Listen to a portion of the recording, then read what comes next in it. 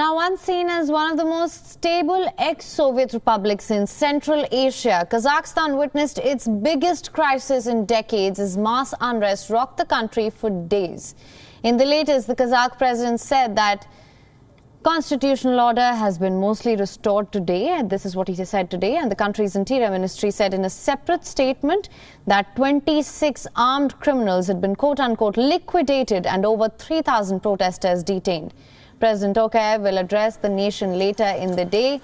This comes after violence rocked the city of Almaty on Thursday. It is Kazakhstan's biggest city, and Russian-led troops arrived to help quell the unrest. At least 18 members of Kazakh security forces have died as well. And while the military personnel regained control of the main airport, intermittent clashes were reported in the city's main square throughout Thursday. Now you can see on your screens right now,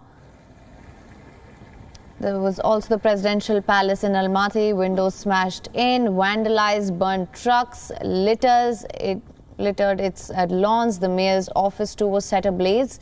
Picture of the chaos still remains unclear, with internet shutdowns hampering communication. Both Kazakhstan president and Russia have blamed the unrest on foreign terrorist forces who are attempting to undermine the security and the integrity of the country. Now, while the initial protest was sparked due to doubling of fuel prices, it quickly spiraled into a broader anti-government demonstration. President Tokayev has responded to the protest by dismissing his cabinet, reversing the fuel price rise and distancing himself from the predecessor Nursultan Nazarbayev, and including taking over a powerful security post he had retained. But the moves have failed to satisfy the protesters, who have accused Nazarbayev's family and allies of amassing vast wealth while the country of 19 million remained poor. The former president, who ruled Kazakhstan for nearly 30 years, has not been seen or heard from since the protests began.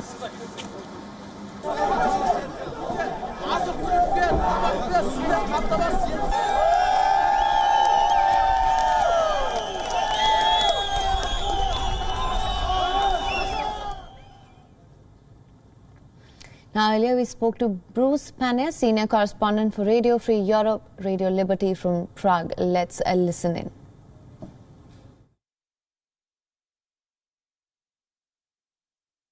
The president called the people leading the protesters, although it's unclear who exactly is leading these protesters. It seems to be absolutely a grassroots, spontaneous protest. But he said they were terrorists that were trained outside the country.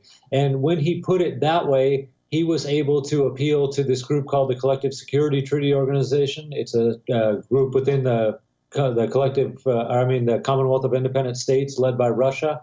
And he asked for help. They're not supposed to get mixed up in internal affairs, but for some reason they ruled that for the first time in the 30 years they've been in existence, they ruled that they would send troops to help him out. And overnight, before the arrival of these CSTO troops, Kazakhstan's forces, police and security forces initiated their own crackdown on what's happening. So they went back and they had lost the Almaty airport, for instance, right? It was being occupied by protesters, and they chased them out. And they went through town, at least in Almaty, and apparently a lot of people were killed. This morning the police said there was dozens of people killed. They weren't any more specific than that.